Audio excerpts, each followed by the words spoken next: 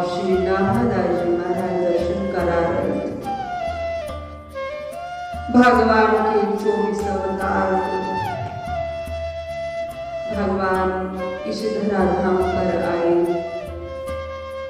आने के बहुत कारण होते। समय समय पर भगवान को श्राप भी मिल जाते, क्योंकि जो कथा चल रही थी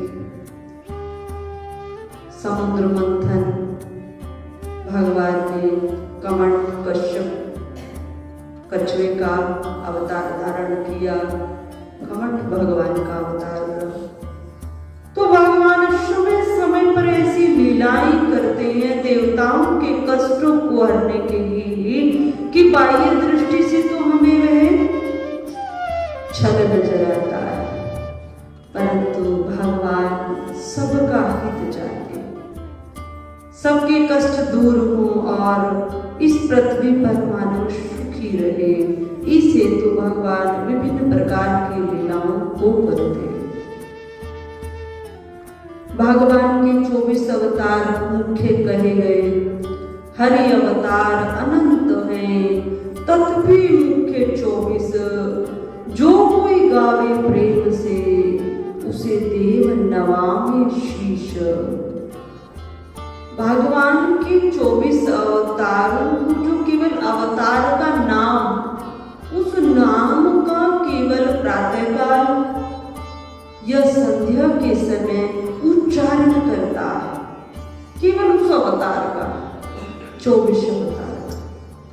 तब संत जन श्री नाभादास जी महाराज कहते हैं कि उसके दिनचर्या के जो पाप है ने चाहकर भी हमारे द्वारा, इस शरीर के द्वारा पाप हो जाते और पुण्य भी होते। तो वो समस्त पाप दिनचर्या के नष्ट हो जाते हैं केवल 24 अवतारों के भगवान के नाम का उच्चारण करने मात्र। और भक्ति प्रबल होती। तो किस प्रकार कहा है नाभादास जी महाराज ने कि जय जय मीन बरहा कुमठ, नर हरि बलि बामन, परशुराम रघुवीर कृष्ण, कीर्ति जग पावन। बुद्ध कलि व्यास प्रभु, हरिहंस मनमंतर, जगन ऋषभ है ग्रीव ऋषि, ध्रुव वरदेन धनवंतर।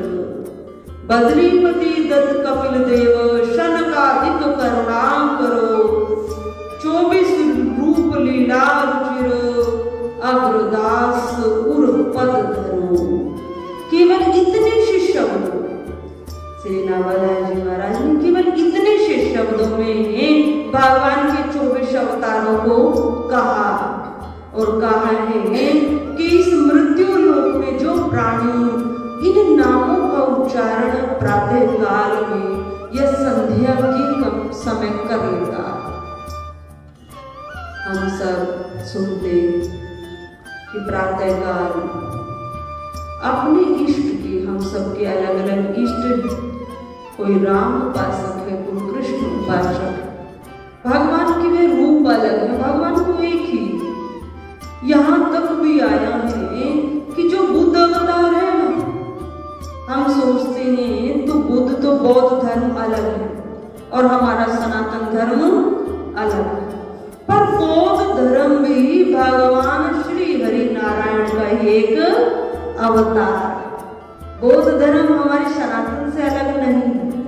बौद्ध धर्म की चर्चा श्री नाभादास जी महाराज ने भी की। हम अपने इष्ट का यदि प्रातः काल उठकर नाम का उच्चारण करते हैं और सशस्त्र नाम सभी देवता के, प्रातः काल बिस्तर पर में केवल नयन खुले हैं और अपने अपने हाथों को देखकर यदि समस्त देवताओं को हम प्रणाम करते हैं और अपने इष्ट के नामों का उच्चारण करते हैं, 5 नाम भी यदि हम अपने इष्ट के बोलते, भगवान के सशस्त्र नाम है तो 5 तो हम सबको याद होंगे ना। भगवान राम के भी 5 नाम याद अवश्य होंगे। लीला भगवान ने की और भगवान विष्णु जी के तो बहुत नाम।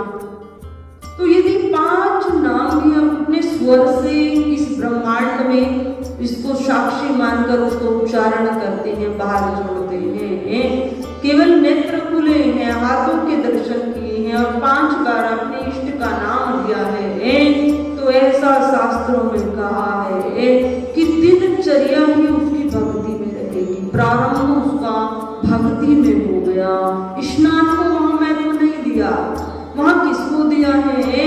क्योंकि शयन को भी एक मृत्यु अवस्था माना शास्त्रों में। जो शयन हम करते हैं तो नित्य प्रति हमारी मृत्यु हो जाती है, अर्थात ऐसा माना गया है कि सूक्ष्म शरीर का हमें आभास नहीं होता, या ऐसा भी है कि वो हमसे अलग हो जाता, वो भ्रमण करता।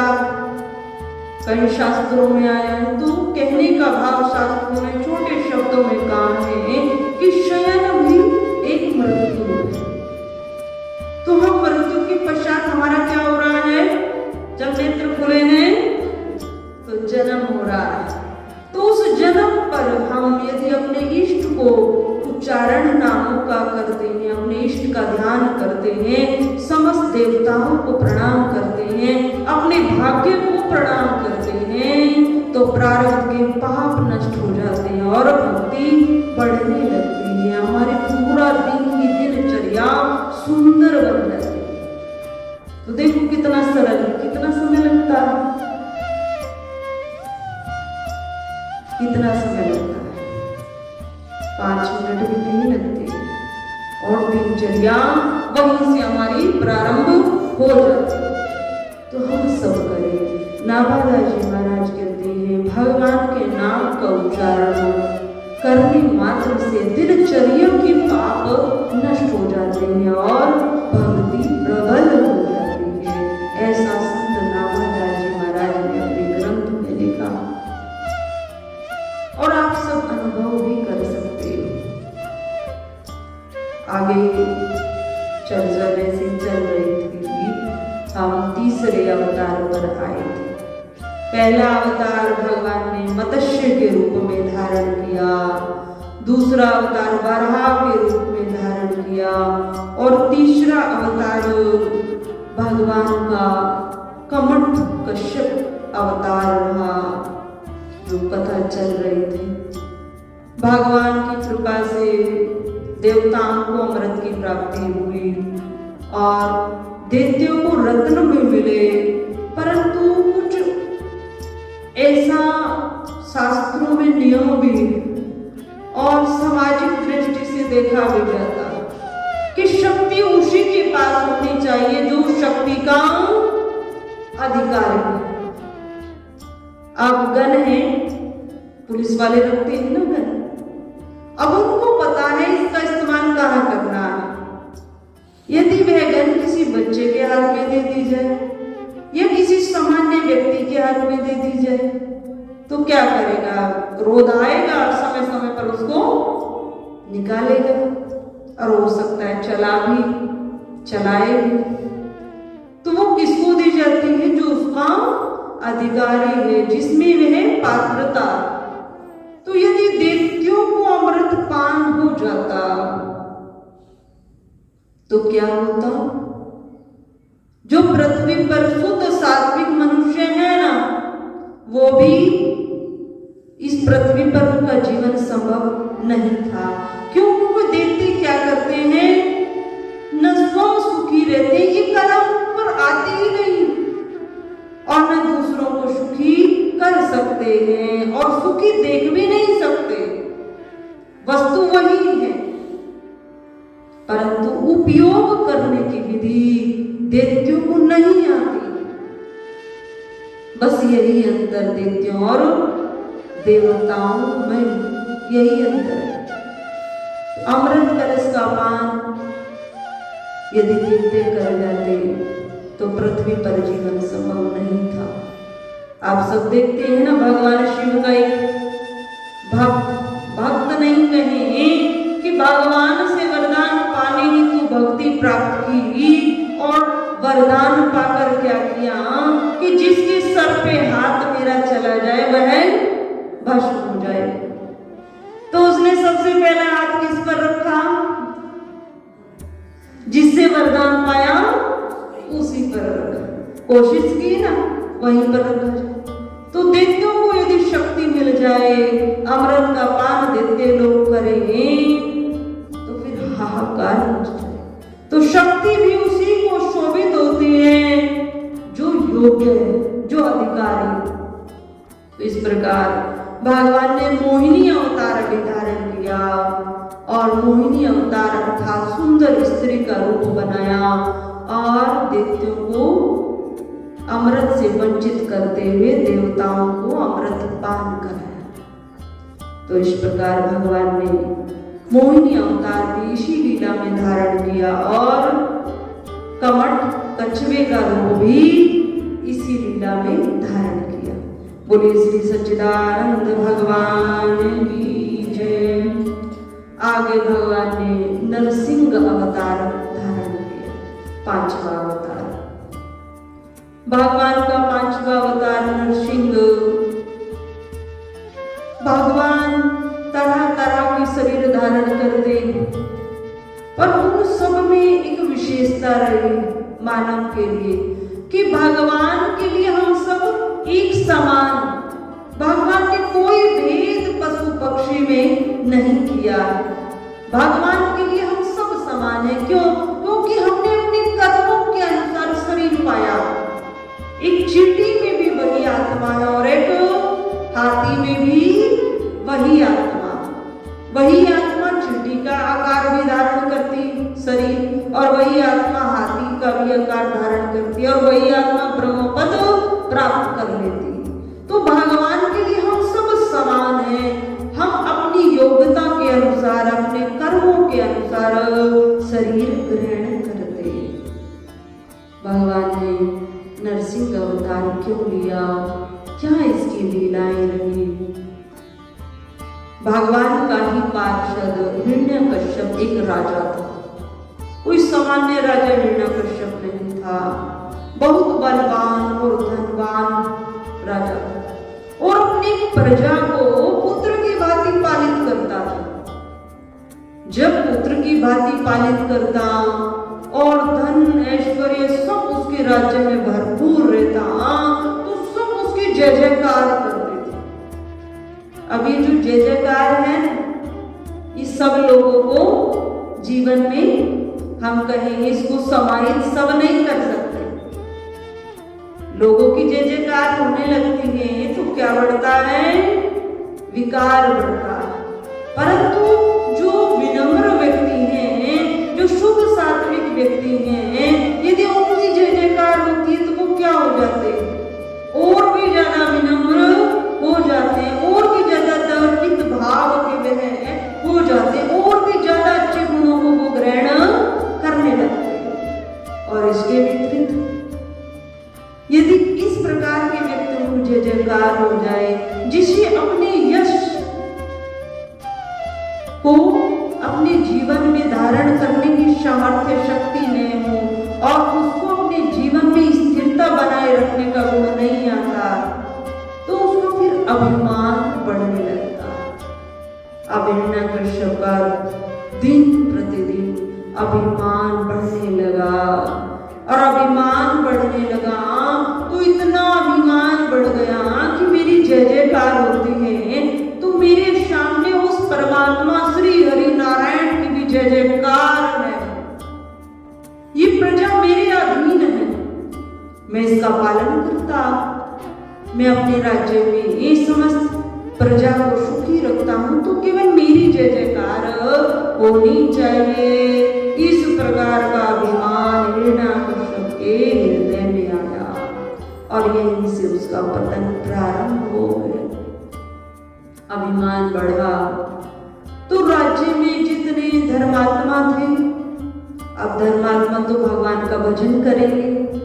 जिस व्यक्ति को लोभ होता है, लालच होता है, वो सामने आकर बड़ी प्रशंसा करता, तो राजा की सब प्रशंसा करते, पर धर्मात्मा साधु भगवान श्री हरि नारायण की प्रशंसा करते और कहते कि देने वाला एक रहे, मांगत लाख करोड़, हमें राजा तुम कुछ नहीं दे सकते हो।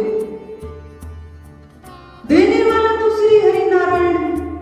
हम जो अन्न अपने घर में पाते हैं, वस्त्र पहनते हैं, हमारे घर में जो आज धन वैभव है वो किसी के दिए का नहीं। हाँ, पात्र कोई बन सकता, परंतु देता कौन है? हमारा अपना भाग्य, हमारे अपने इष्ट हमें वह वस्तु प्रदान करते, हमें वो सुख प्रदान करते। तो साधु संत महात्माओं उसकी जय जयकार नहीं, वो तो परमात्मा ईश्वर श्री हरि नारायण की जय जयकार करते। अब जो उसकी बात न माने, धीरे धीरे वो साधु संत महात्माओं को कष्ट देने लगा। अपनी सेनापतियों को कहता कि उनको कारागार में बंद करो और उन्हें दंडित करो, दंड दो, जिससे उनकी वाणी पर मेरा नाम आए, मेरी जय जयकार। इतना अभिमान बढ़ गया। धीरे धीरे समय पाया तो अब किसी से चर्चा हुई कि देखो भैया, तुम तो मानव हो, पृथ्वी लोक पर आए हो, हिरण्यकश्यप, तुम्हारी मृत्यु निश्चित होगी। तुम आज इतने बलिष्ठ राजा हो तो कल तुम्हारा ये बल भी खत्म होगा और तुम इस मृत्यु लोक को प्राप्त होगी, मृत्यु तुम्हें आएगी। अब ये बात उसके मस्तिष्क में बैठी और बैठी कि भगवान में और मुझ में यदि कोई अंतर तो वो बस यही है कि भगवान तो अजर है, अविनाशी है, सच्चिदानंद स्वरूप है, उनका कभी अभाव नहीं होता। तो मैं भी अमरता का वरदान प्राप्त करूं, बस यही अंतर है, फिर मैं भी बना रहूंगा और श्री हरि नारायण विष्णु भी रहे। तो मैं भी अमरता का वरदान प्राप्त करूं, जिससे मैं इस पृथ्वी पर बना रहूं और मेरी जय जयकार होती रहे। तो ऐसा भाव मन में आया और कहीं कहीं पर संतों ने एक बात को और कहा कि हिरण्यकश्यप भगवान श्री हरि नारायण से शत्रुता रखता था, उसको एक कारण और गई। वो कारण है कि हिरण्याक्ष और हिरण्यकश्यप ये दो भाई थे। तो एक भाई की मृत्यु भगवान ने कब की? जब वराह अवतार धारण किया और हिरण्यकश्यप ने पृथ्वी पर धर्म को नष्ट करने के लिए ब्रह्मा जी की बनाई हुई सृष्टि इस पृथ्वी को जल में डुबा दिया। जब पृथ्वी जल में डूबने लगी तब ब्रह्मा जी ने जब ध्यान किया और भगवान वराह रूप से प्रकट हुए तो भगवान ने हिरण्याक्ष का वध किया। तो हिरण्याक्ष किसका भाई था? हिरण्यकश्यप का भाई। तो वह भी शत्रुता हृदय में थी श्री हरि नारायण के प्रति और अपने राज्य में भगवान के नाम का उच्चारण किसी को नहीं करने देता था। और धीरे धीरे समय बढ़ा और हिरण्यकश्यप की जो धर्म पत्नी थी वे बहुत धार्मिक स्वभाव की और श्री हरि नारायण की भक्त। अब देखो पूरे राज्य में चाहता है कि भगवान का कोई नाम ना ले, परंतु क्या पत्नी के हृदय से निकाल पाया? कयाधु नामक वे उसकी धर्म पत्नी और बाल्यावस्था से थी, जब तक उसका विवाह भी नहीं हुआ था, संतों की सेवा करती थी और भगवान श्री हरि नारायण की कथा सुनती थी। विवाह के पश्चात हिरण्यकश्यप के मुख पर नहीं कहती थी मैं नारायण का भजन करती हूँ, परंतु चित्तवृत्ति भगवान से जोड़े रखती थी और हर समय नारायण का ध्यान करते हुए भगवान का मंत्र जपती थी। अब भक्ति कोई किसी से ले नहीं सकता। तो कयाधु भगवान की परम भक्त थी और भगवान की कथाओं में विशेष रुचि रखती थी। धीरे धीरे समय बढ़ा, हिरण्यकश्यप ने विचार किया कि मुझे तप करना चाहिए। और तप करके मुझे अमरता का वरदान प्राप्त करना चाहिए। अब अमरता का वरदान प्राप्त करने के लिए चला, पर जिस दिन चला उस दिन बहुत सुंदर तिथि थी, बहुत सुंदर समय था, पर किसी कारणवश वहां बैठा मन बेचैन हुआ। कुछ पक्षी के स्वर सुने, वो पक्षी कह रहे थे, हे नारायण नारायण हरि नारायण हरि नारायण। लौट आया और लौट आकर एक दिन महल में ही व्यतीत किया। अब घर में व्यतीत किया तो कयाधु को रात्रि में बता रहा था कि एक पक्षी पेड़ पर बैठा और वो नारायण नारायण जप रहा था। अब उसको बड़ा क्रोध आया तो उससे वहां भजन नहीं हुआ, वो लौट आया, क्योंकि पक्षी के स्वर में भी उसे नारायण नारायण की ध्वनि गुंजायमान सुन रही थी। उसको क्रोध आया तो वो तप नहीं कर पाया, घर लौट आया। अब जब रात्रि में बता रहा है तो कयाधु हृदय से बहुत प्रसन्न हो रही है और बार बार कह रही है, कैसे कह रहा था, कैसे पक्षी कह रहा था। तो जब बार बार उसके मुख से नारायण नारायण का उच्चारण कराया तो कयाधु को बहुत पवित्रता, बहुत सुंदर, किनके मुख से निकला तो सही, भाव से अभाव से कुभाव से सही, भगवान के नाम का उच्चारण हो जाए तो भक्ति प्रबल हो जाए। तो इस प्रकार रात्रि व्यतीत हुई और प्रातःकाल हिरण्यकश्यप तप के लिए जंगल में प्रवेश कर गया। जंगल में गया और तप करने लगा। अब जो दैत्य होते हैं ना, बहुत बलशाली होते हैं, और उनमें एक क्या रहता है, एक हठ योग रहता है। जो साधारण भगवान के भक्त हैं ना, वो भावुक होते हैं, बहुत भावुक, और जो दैत्य होते हैं उन्हें प्राप्ति वरदान चाहिए तो वो हठ योग को अपनाते हैं। तो वहां हठ योग को अपनाया और कठिन तप करने लगा। इधर कयाधु गर्भावस्था को प्राप्त हुई और भगवान श्री हरि का भजन करने लगे।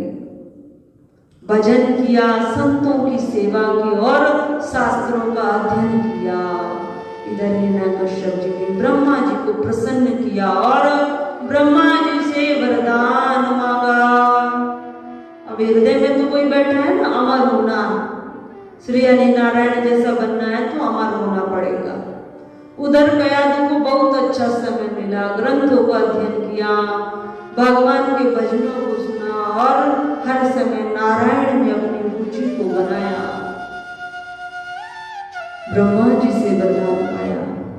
ब्रह्मा जी से कहा कि मुझे ऐसा वरदान दीजिए अमरता का कि कभी भी मेरी मृत्यु न हो, मेरा शरीर में इसी प्रकार बना रहूं। अब ब्रह्मा जी ने कहा कि इस सृष्टि पर जो आया, जन्म धारण करके जो आया है, उसको जाना अवश्य। अमरता का वरदान उसके लिए है ही नहीं, क्योंकि जिसका जन्म हुआ है उसकी मृत्यु निश्चित है, अवश्य होगी। किसी के कुछ लंबे समय तक शरीर चल सकता है और किसी का बहुत कम समय तक। अभी एक माता परिचित एक बच्चे को जन्म दिया, सामान्य, बिल्कुल सामान्य, और घर में आई, 7 दिन व्यतीत हुए, बच्चे का पालन कर रही, 7 दिन हो गए, सामान्य अवस्था से बच्चे को प्राप्त किया और बैठे बैठे कुछ हल्की सी घबराहट हुई। पहले तो कहते थे एक अटैक पड़ा, दूसरा आएगा, तीसरे में जय श्री राम हो जाएगा, पर उसको तो हल्की सी घबराहट हुई, ना पहला अटैक था ना सेकंड अटैक था, केवल घबराहट हुई और तुरंत 2 मिनट के अंदर शरीर छोड़ दिया। 35 वर्ष की भी वह नहीं है, पहला ही उसका वह बच्चा। तो ये शरीर विधि का विधान है, जिसके जितने समय तक यहाँ श्वास है उतना समय हम सबको मिला। फिर चाहे वे संध्या का समय हो, दोपहर का समय हो, प्रातःकाल का समय हो, सोमवार हो, मंगलवार हो, पौष मास हो, कार्तिक मास यहाँ से जाना उसी क्षण। तो वह माता शरीर छोड़कर चले। तो कहने का भाव, मृत्यु तो हम सबकी होगी, पर एक मृत्यु ऐसी होगी कि हम अपने अच्छे संस्कारों को, अपने डीएनए को किसी को देकर जाएंगे जो हमें याद करेगा ये अमुक का पुत्र था, इसकी माता अमुक थी, संतों की सेवा करती थी, भजन करती थी, और वही संस्कार इस बच्ची में। और एक जाएगा रे राम राम, इसके पिता भी ऐसे थे। अगर मर भी जाएंगे, शरीर छूट जाए तो किसी को दुख नहीं होता, तो मृत्यु तो सबकी होगी। तो हमारे हाथ में है हम अपने जीवन को कैसा बनाते हैं, किस प्रकार जीवन यापन करते हैं। अमरता का वरदान प्राप्त करना चाहा, ब्रह्मा जी ने मना किया कि मैंने तो सृष्टि बनाई, ये नियम मेरे ही हैं और मैं नियमों को तोड़ नहीं सकता। जिसको जन्म मैंने दिया है उसकी मृत्यु अवश्य होगी। अब विचार करने लगा क्या वरदान। अब विचार किया और कहा ब्रह्मा जी से ऐसी ऐसी वरदान ले लेता हूं जिससे मेरी मृत्यु न हो। कैसे कैसे वरदान पाए कि मैं न जल में मरूं, न थल में मरूं, न मैं आकाश में मरूं, न मैं अस्त्र से मरूं, न मैं शस्त्र से मरूं, न मैं किसी पशु पक्षी से मरूं, न मैं नर से मरूं, न मैं सुबह में मरूं, न मैं शाम में मरूं।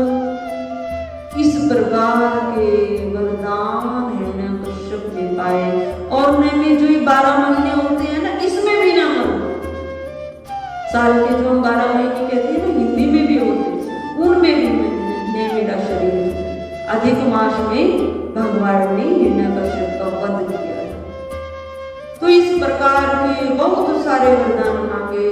ब्रह्मा जी ने कहा तथास्तु, क्योंकि ब्रह्मा जी की भक्ति बहुत कम होती है पृथ्वी पर, ब्रह्मा जी की भक्ति बहुत कम होती है। और जो भगवान ब्रह्मा जी का भजन करता है, भगवान अति शीघ्र प्रसन्न हो जाते हैं और उसको वरदान दे देते हैं।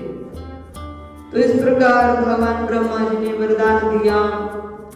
अब हिरण्यकश्यप बहुत प्रसन्न हुआ कि मैंने तो एक दृष्टि से अमरता का ही वरदान पा लिया। अपने राज्य में लौटकर आया और लौटकर आया तो पुत्र का जन्म हो चुका था और पुत्र भगवान श्री हरि नारायण का भजन करता था। बड़ा प्रसन्न हुआ, पुत्र को अपनी गोदी में बिठाया और गोदी में बिठाकर प्रेम से पूछने लगा, तुम्हें सबसे इस संसार में सबसे प्रिय वस्तु कौन सी है तुम्हारी, तुम किसको चाहते हो।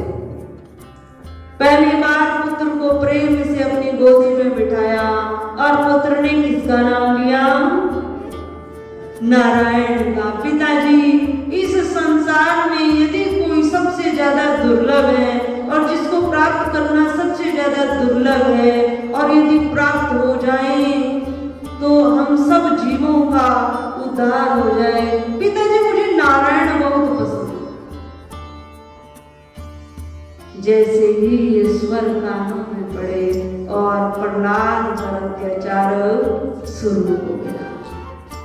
प्रहलाद पर हम सब भजनों के माध्यम से बहुत गाते हैं कितना अत्याचार हुआ, परंतु जिसकी रक्षा भगवान करते हैं। प्रहलाद तो नन्हा बालक जिसको सांसारिक विषयों का ज्ञात भी नहीं, किस प्रकार के सांसारिक विषय होते हैं और किस प्रकार की संसार की वृत्तियां हैं, जिसको बहुत हृदय छोटी अवस्था में भगवान से लिप्त हो गया, भगवान की भक्ति से ओतप्रोत हो गया, उसकी रक्षा स्वयं भगवान करते हैं।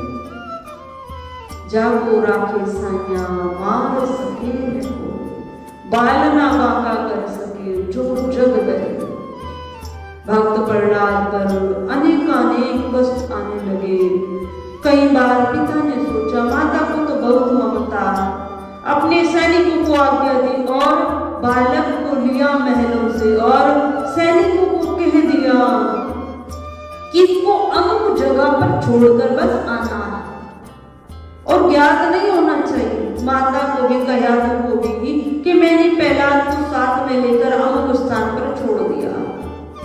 अब प्रहलाद को साथ में लेकर आए हैं और एक ऐसी जगह पर छोड़ा है जो बहुत विषैले सर्प, बहुत विषैले सर्प। अब प्रहलाद नन्हा सा बालक है, हिरण्यकश्यप सोच रहा है कि प्रहलाद कहाँ जाएगा और कोई एक विषैला सर्प भी यदि उसको स्पर्श कर जाएगा तो इसकी मृत्यु हो जाएगी।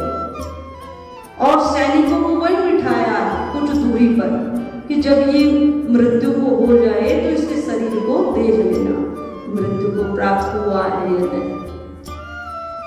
अब वहां पर प्रहलाद भक्त को बिठाया, प्रहलाद वहां पर आया, देखता है सर्प है, परंतु देखकर खुश हो गया।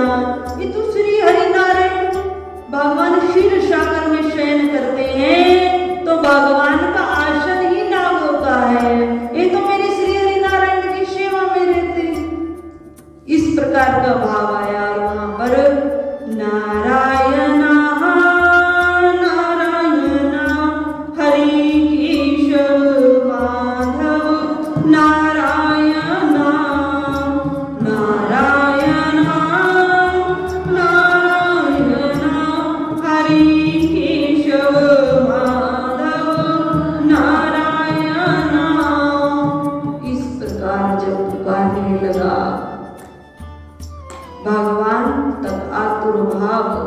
वह पहुंचा और भगवान ने तुरंत वो जो नाग थे वो सब क्या बन गए, पुष्प बन गए। हमारी जो दृष्टि थी उसमें पुष्प बन गए, पर वे नाग तो नाग ही रहे और उन्होंने नागों ने एक प्रहलाद भक्त को स्पर्श तक नहीं किया, जबकि नागों का झुंड पड़ा हुआ था। उसके पश्चात ऐसे ऐसे दृश्य देखने में समाज में भी आ जाती है तो कथा, परंतु हम समाज में भी देखेंगे कई बच्चे ऐसे आए कि नीचे जल का बोरिंग करा रहे और उसमें वे बच्ची चली गई और जाने के पश्चात अब उसको निकालने में समय लगा। अब अंदर से ही उसने आवाज दी, अब कितना अंधेरा है अंदर। हम जब कक्ष बंद करके देखें, लाइट बंद करके, वो जो अंधेरा है उससे कई 4 गुना ज्यादा अंधेरा नीचे, 6 फुट की जो और गहराई में जाएंगे तो बहुत अंधेरा और मात्र इतनी सी जगह। अब उसमें वे बच्ची नीचे जितना वो बोरिंग कराया है 400 फीट का वो पड़ी और वहां से उसने आवाज लगाई है। ऊपर किसी ने सुना है, उसको निकालने में 2 या इससे ज्यादा दिन का समय लगा। अब देखो वो बच्ची सुरक्षित निकल आई, उसमें प्राण शक्ति मिली। तो किसने वहां रक्षा की?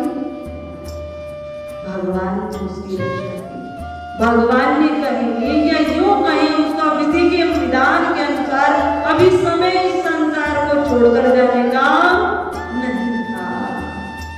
अभी इधर उत्तर साइड में सुरंग में मजदूर फंस गए। कितने दिन लगे उनको निकालने? कम से कम 16-17 दिन का समय उनको लगा, 17 दिन का समय लगा। और वहां कुछ नहीं खाया, कुछ भी नहीं खाया, क्योंकि था ही नहीं वहां कुछ खाने को। और जितने वो थे जिनकी डेड बॉडी निकलनी थी वो निकल चुके थे, जिनका एक अनुमान था कि इतने मजदूर वहां हैं और उस सुरंग से वे निकल जाए, वो सब मिल गए।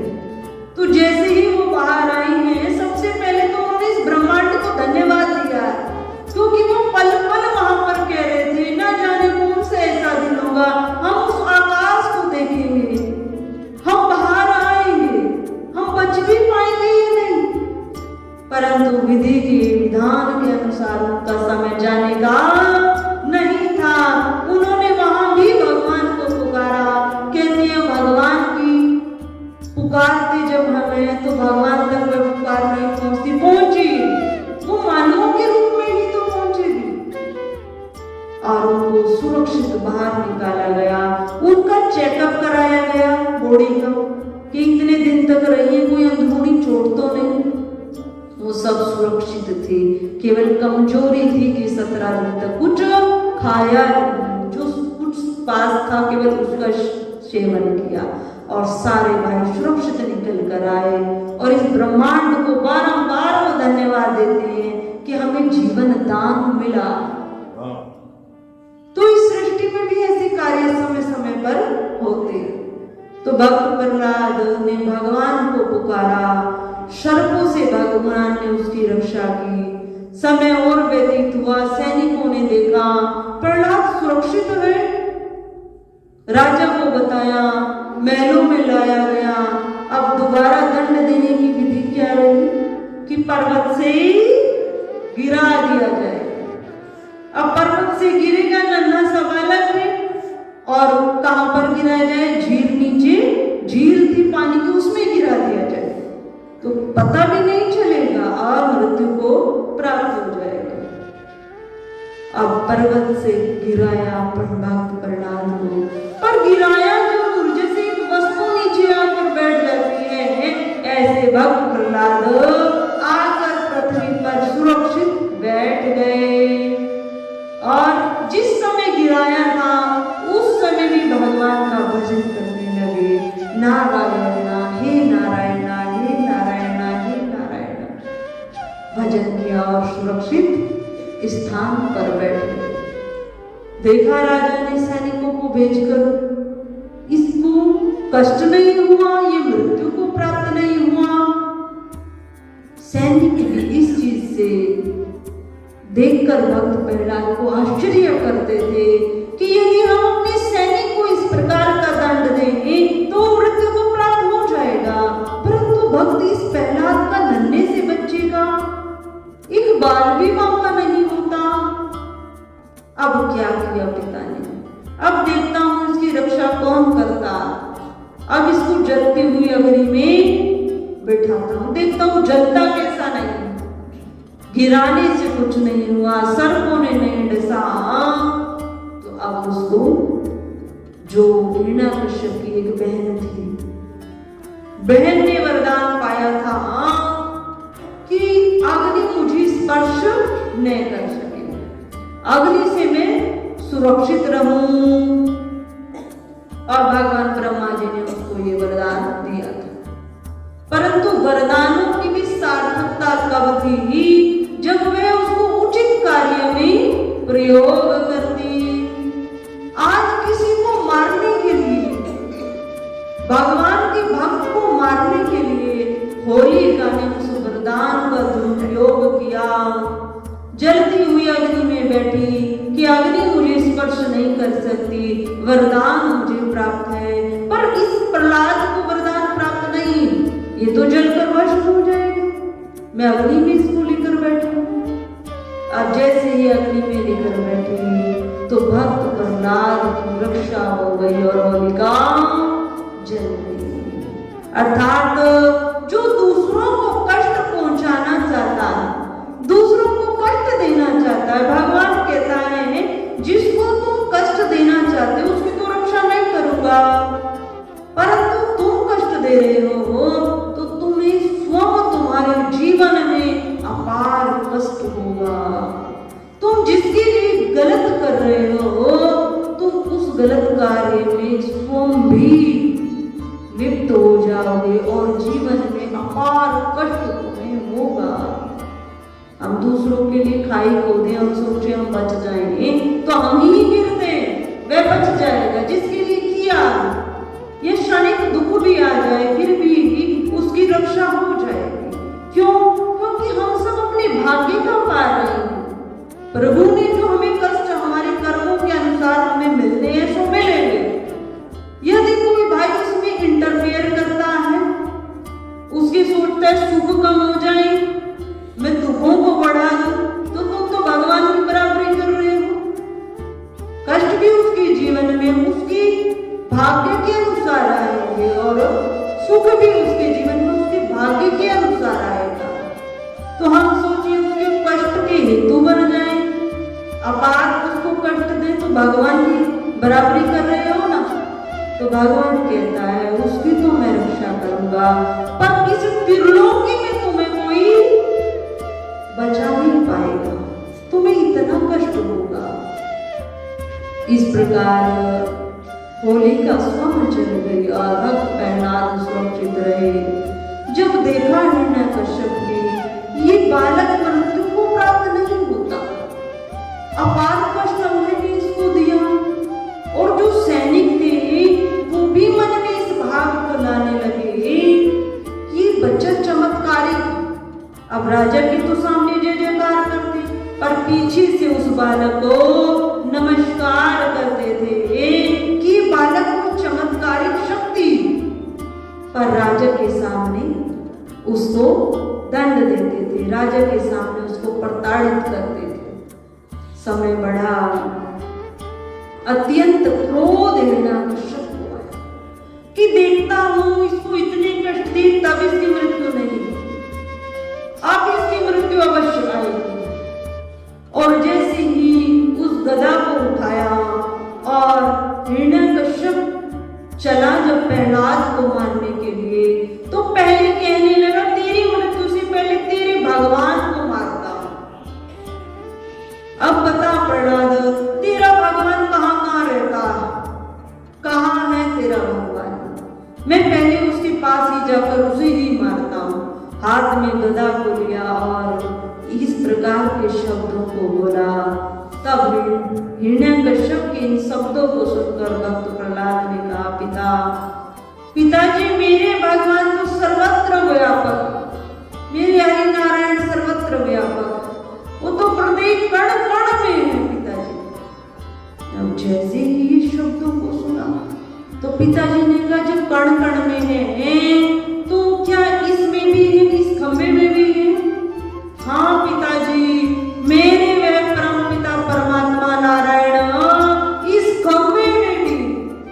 अब जैसे ही इन शब्दों को भगवान ने सुना तो भगवान ने अपने भक्त की वाणी को सार्थक कर दिया और हिरण्यकश्यप ने अत्यंत क्रोध में होकर उस गदा को उस खंबे पर स्तंभ पर मारा। तो वहीं से भगवान श्री हरि नारायण नरसिंह के रूप में प्रकट हो गए। बोलिए श्री नरसिंह भगवान की जय। अब नरसिंह भगवान रूप के साथ नरसिंह भगवान उनका रूप देखा हिरण्यकश्यप ने, तो हिरण्यकश्यप को लगा हृदय में ना तो ये सिंह है और ना ये नर है, ना तो पूरी तरीके से सिंह है और ना ये नर है। इस प्रकार का जब देखा तो अपनी मृत्यु निकट दिखाई दी और हिरण्यकश्यप को भगवान नरसिंह भगवान ने पकड़ा और काम पर लेकर आए। महल की जो द्वार था, न घर था न महल था न बाहर था, दहलीज पर उसको लेके आए और अपनी पैरों पर उसको रखा और अपने हाथों से, क्योंकि कहा था उसने न अस्त्र से मरो न शस्त्र से मरो, न अंदर मरो न बाहर मरो, न आकाश में मरो न पृथ्वी पर मरो। भगवान ने हिरण्यकश्यप का रूप धारण कर हिरण्यकश्यप को अपनी पांव पर लिया और नरसिंह का रूप धारण कर कहा, याद कर हिरण्यकश्यप तू कहां पर। अब उसने चारों ओर देखा, क्योंकि हम सब सोचते हैं ये हमारी जो बुद्धि है ना, हम बहुत इंटेलिजेंट हैं, बहुत इंटेलिजेंट, पर हम नहीं जानते कि हमको जिसने बनाया है वे सुपर पावर एक और है। हम सबको जो एक छोटी छोटी बुद्धि दी है ना, किसी में थोड़ा विवेक ज्यादा है और किसी में थोड़ा कम, पर इन सबसे भी ऊपर एक सुपर पावर है जिसने हम सबको बनाया। तो भगवान ने कहा है मैंने ही तुझे बनाया था, तुमने क्या सोचा था कि मैं अमरता का वरदान प्राप्त करूं? इस संसार में जो आया है उसको जाना अवश्य है। देख तो मेरे सारे वरदानों की सार्थकता सिद्ध हो गई। अधिक मांस है, न अंदर है न बाहर है, न अस्त्र है न शस्त्र है, न पशु मारने वाला न रहे। इस प्रकार के 24 वरदान पाए थे और 24 वरदानों के सार्थकता को भगवान ने सिद्ध किया, भक्त प्रहलाद की वाणी को सिद्ध किया और हिरण्यकश्यप का उद्धार भगवान ने किया, मृत्यु को प्राप्त हो गया। भक्त प्रहलाद जब इस प्रकार के भगवान के रूप को देखा, क्योंकि चतुर्भुज रूप में भगवान की पूजा कर रहा था नारायण, पर इस प्रकार के भगवान के रूप को देखा तो नन्हा सा बालक भक्त प्रहलाद कांपने लगा। रूप को देखकर इतना भयंकर रूप तो कांपने लगा, पर जैसे ही भगवान समीप आए और भक्त प्रहलाद का स्पर्श किया तो स्नेह भर गया। जब किसी छोटे बालक का स्पर्श मिल जाता है तो जो क्रोध है ना वो शांत हो जाता है। तो भगवान का, नरसिंह भगवान का जब क्रोध था, भक्त का स्पर्श किया तो वह क्रोध नष्ट हो गया, उसको गोदी में बिठाया और उसको प्रेम किया और भगवान ने भक्त प्रहलाद को आशीर्वाद दिया, आशीर्वाद के साथ वरदान दिया, भक्ति अखंड करने वाले मेरे परम भक्त तुम रहोगे, तुम्हारे राज्य में भक्ति प्रबल होगी, साधु संत महात्माओं की तुम सेवा करोगे और तुम्हें भक्ति को बढ़ाते हुए अपने जीवन को सार्थक करना है, भगवान के भक्तों की रक्षा करनी है। इस प्रकार की आज्ञा देते हुए भगवान अंतर्ध्यान हो गए। तो यही भगवान का हिरण्यकश्यप अवतार कहलाए। छठा अवतार भगवान, चौथा अवतार भगवान का नरसिंह। नावादा जी कहते हैं आगे भगवान ने समय पाया, समय पाकर पांचवा अवतार वामन भगवान का धारण किया। भगवान समय समय पर पृथ्वी पर आते हैं दुष्टों का संहार करने के लिए, भक्ति को बढ़ाने के लिए। गोस्वामी जी ने भी अपनी वाणी से इसको कहा है कि भगवान क्यों आते हैं। कोई कहे भगवान को आने की आवश्यकता क्या है, भगवान तो अपने पार्षद या अपने सेनापति या मंत्रियों को भेजे तो भगवान आते, परंतु भगवान आते हैं भक्तों की रक्षा के लिए। भगवान ये मानते ही नहीं कि जीव मेरा पुत्र नहीं, भगवान हमें अपने पुत्र के समान मानते हैं। जैसे एक पुत्र अपने पिता अपने पुत्र की रक्षा करता, तो नहीं चाहता मेरे पुत्र पर कोई संकट आए, किसी प्रकार का कोई कष्ट आए। अगर कष्ट आएगी तो मैं स्वयं उसको दूर करूं। हमारे भाग्य के अनुसार जो मिल रहा है सो तो आएगा, पर अकालिक आ जाए तो मैं स्वयं उसको दूर करूं। तो भगवान इसलिए स्वयं आ जाते, सब कुछ भूल जाते हैं, बस ये देखते हैं मेरा पुत्र मुझे पुकार रहा है, धरती पर अत्याचार बढ़ रहा है, कोई मुझे यशोदा माता मिल जाए, कोई मुझे नंद बाबा मिल जाए जिसके यहाँ मैं अवतार धारण करूं और पृथ्वी पर आ जाऊं। ये विचार भगवान का रहता। गोस्वामी जी कहते हैं भगवान अवतार धारण करते हैं और अवतार धारण करने के पीछे मुख्य कारण यही रहती है कि भक्त को आनंद देने के लिए, धर्म की रक्षा के लिए। और भगवान आते हैं, दुष्टों का उद्धार करते हैं, भक्तों की रक्षा करते हैं, तभी तो ग्रंथों में उनकी लीलाएं वर्णित होती। भगवान आए और चले जाए, भगवान ने विभिन्न प्रकार की लीलाएं की हैं जिनको संतों ने लिख दिया है और आज हम सबको सुनकर अपने जीवन को धन्य बना रहे हैं, अपने जीवन की सार्थकता को सिद्ध कर रहे हैं। जब जब हुई धर्म की हानि, बाढ़ी असुर अधम अभिमानी, तब तब प्रभु धरी विविध शरीरा, हरम कृपा निधि सज्जन मीरा। और भगवान भक्तों की पीड़ा को दूर करते हैं, धर्म की रक्षा करते हैं और हम सबको आनंदित करने के लिए, हम सबके जीवन को सुंदर बनाने के लिए, हम सबको प्रेरणा देने के लिए भगवान समय समय पर भगवान का 5वां अवतार वामन भगवान का रहा। भगवान वामन जी के रूप में आए। अब ऐसी क्या समस्या आई कि भगवान को ब्रह्मचारी का रूप धारण कर पृथ्वी पर आना पड़ा। एक समय दैत्यों का अत्याचार बढ़ गया। अत्याचार दैत्यों का बढ़ा तो दैत्यों में एक राजा हुआ बलि राजा। तो जैसे नाम से ही प्रसिद्ध ये बलि राजा इतने बलवान थे और धर्मात्मा भी थे, धर्मात्मा भी और बलवान भी। तो धीरे धीरे बलि ने समस्त देवताओं के जो लोग थे उनको अपने में स्थापित कर लिया और देवताओं को उनके स्थान से वंचित कर दिया। अब दैत्य सभी सुखपूर्वक रहने लगे। क्यों? क्योंकि बलि का राज्य, बलि के राज्य में सभी प्रसन्न रहते दैत्य और बलि भी धर्मात्मा पूर्वक राज्य करने लगा। परंतु जिसका स्थान छीना गया उसको तो दुख होगा ना। तभी तो दैत्यों को सुख मिला जब देवताओं का स्थान छीना गया, उन्हें वंचित किया गया। अब देवता बहुत दुखी हुए और देवता यदि अप्रसन्न है तो उसका प्रकोप किस पर पड़ता है? यदि हमारे 5 देवता ये भी अप्रसन्न हो जाएंगे तो उसका प्रकोप किस पर पड़ता है? हम पृथ्वीवासियों पर पड़ता है। यदि वायु देवता क्रोध हो जाए तब क्या होगा? तो पृथ्वी पर हाहाकार हो जाएगा। यदि जल देवता क्रोध हो जाए तो पृथ्वी पर जीवन संभव नहीं होगा। उसी प्रकार सूर्य देवता, उसी प्रकार चंद्रमा देवता, उसी प्रकार आकाश देवता, उसी प्रकार पृथ्वी देवता।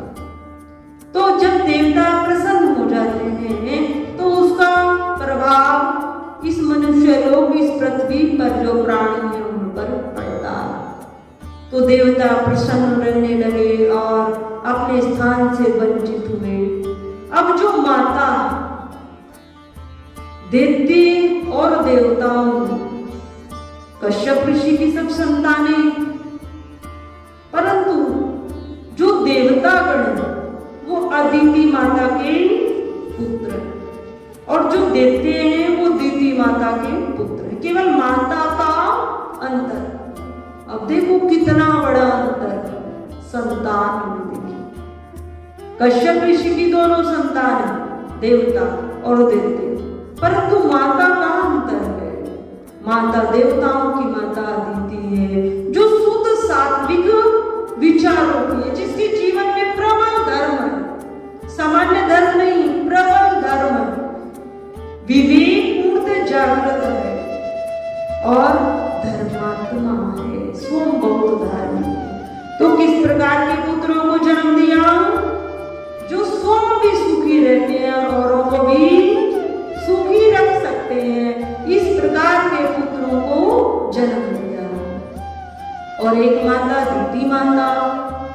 दीति माता तमोगुणी स्वभाव की, अर्थात उनका जन्म ऐसा कहा गया है कि राक्षस कुल में ही हुआ था। राक्षस कुल में अर्थात जिनमें तमोगुण था। तमोगुण प्रधान होने के कारण किस प्रकार की संतान उत्पन्न हुई? जो बलवान तो बहुत है, परंतु जिनमें विवेक नहीं है, जो सुख पूर्वक नहीं रहते और दूसरों को भी सुख दे नहीं सकते। इस प्रकार की संतानों को जन्म दीति माता ने दिया। क्यों? क्योंकि उनके स्वयं के संस्कार ऐसे ही थे। तो देखो माताओं कितना अंतर आया। तो तभी माता को क्या कहा गया है? प्रथम गुरु कहा गया है। एक बालक की जो सबसे पहली शिक्षिका होती है उसको सात्विकता का, व्यवहारिक व्यवस्था का, घर की व्यवस्था का जो ज्ञान कराती, वो प्रथम शिक्षिका, वो प्रथम गुरु माँ ही होती। तो भगवान राम जी ने क्या कहा?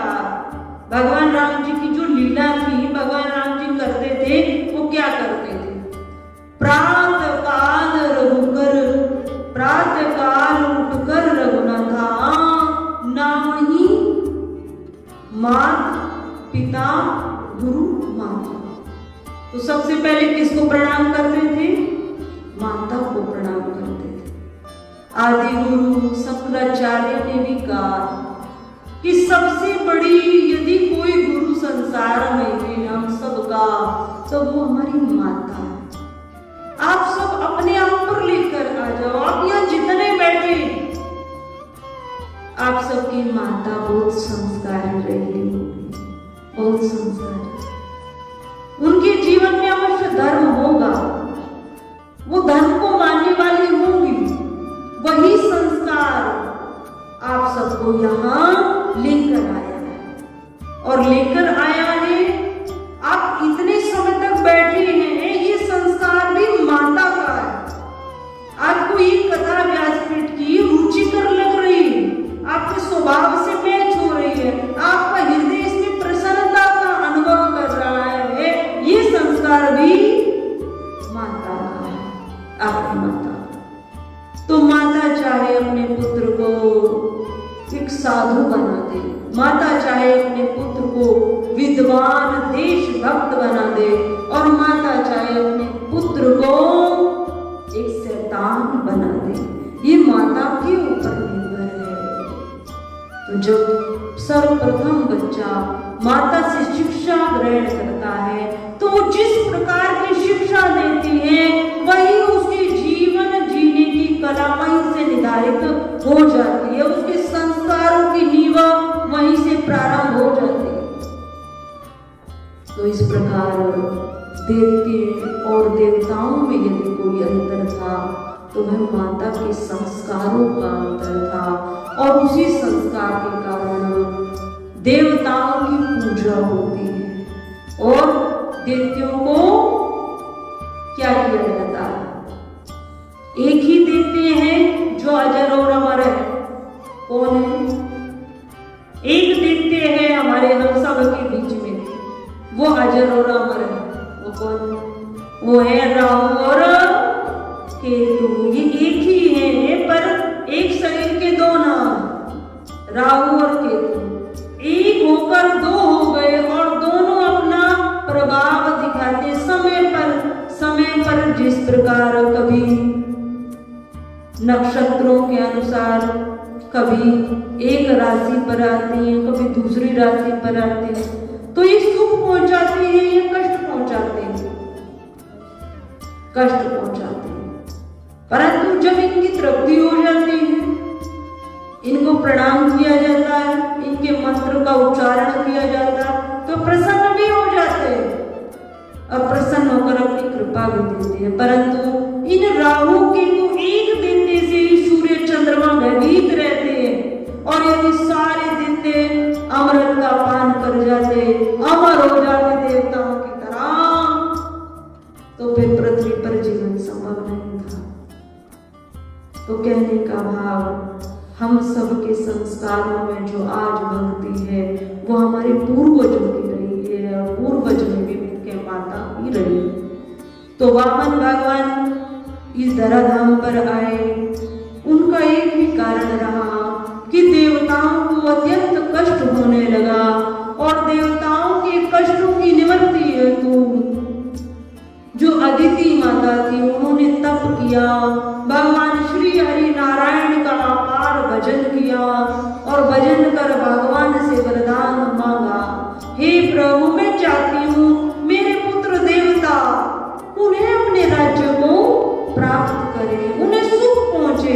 मैं मां हूं, मैं नहीं देख सकती, मेरे पुत्र संकट में हैं, उनके ऊपर समस्याएं, उनका राज्य उनसे छीन लिया गया, तो मैं अपने पुत्रों का राज्य वापस चाहती हूं। भगवान ने कहा ठीक है, देवताओं के कार्य को पूर्ण करना मेरा उत्तरदायित्व भी है, और तुमने वरदान भी मांगा है, तो मैं तुम्हारे यहाँ जन्म लूंगा, मैं तुम्हारे यहाँ अपने चतुर्भुज रूप में प्रकट होऊंगा। और होकर उसके पश्चात भगवान की शिशु लीला रही, पर भगवान चतुर्भुज रूप से आदित्य के यहाँ प्रकट हुए, और प्रकट होकर भगवान ने वामन ब्रह्मचारी का रूप धारण किया, पूर्णतः ब्रह्मचारी का रूप धारण कर भगवान बलि के राज्य में पहुंचे। बलि कोई साधारण नहीं था, बलि बहुत भजन साधन करने वाला एक धर्मात्मा ही था।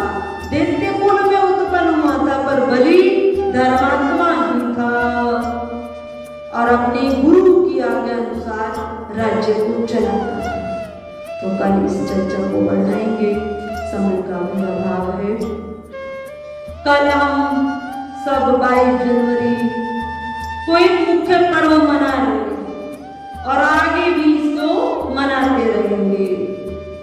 तो कल 22 जनवरी हम सब अपने हृदय में उमंग को, एक खुशी को डेवलप करेंगे। कल कोई सामान्य दिन नहीं है। जिस प्रकार हम सबका घर यदि छीन लिया जाए और उस पर कोई हमसे विपरीत चीज बना दी जाए जो हमें बिल्कुल पसंद नहीं हो, और पुनः वह घर हमें प्राप्त हो और पुनः हम उसे अपने हिसाब से डिजाइन करें और पुनः हम उस घर में जाकर रहने लगे, उसका उद्घाटन करें। तो भगवान राम जी की यही स्थिति। भगवान परिव्यापक है, सर्वत्र समाना, भगवान कण कण में विराजमान और भगवान राम लला वहां पर है। परंतु इस प्रकार है जिस प्रकार लड्डू गोपाल रहते, प्राण प्रतिष्ठित रामलला वहां नहीं। रामलला कल प्राण प्रतिष्ठित होकर वहां विराजेंगे। अभी प्राण प्रतिष्ठित नहीं थे, क्यों? क्योंकि वो हटा दिया था। जो स्थान से एक बार वस्तु हट जाती है, चाहे वह प्रतिमा या अन्य कोई हो, तो उसकी पुनः प्राण प्रतिष्ठा विधि विधान से करने का नियम है। तो रामलला तो वहां पर थे, पर प्राण प्रतिष्ठित नहीं थे। पर कल हम सब के अपनी प्रशंसा करें, भाग्यशाली हम सब हैं और हम सब उस दृश्य के साक्षी कल रहेंगे कि भगवान राम जी प्राण प्रतिष्ठित होकर अयोध्या में विराजेंगे, अयोध्या में रहेंगे। जिस प्रकार हम बांके बिहारी जी के दर्शन करते हैं, उस प्रकार हम राम जी के दर्शन करेंगे। तो 11 और 1 बजे 2 घंटे का समय ऐसा है जिसमें विशेष पूजा अर्चना भगवान राम जी की अयोध्या में रहेगी।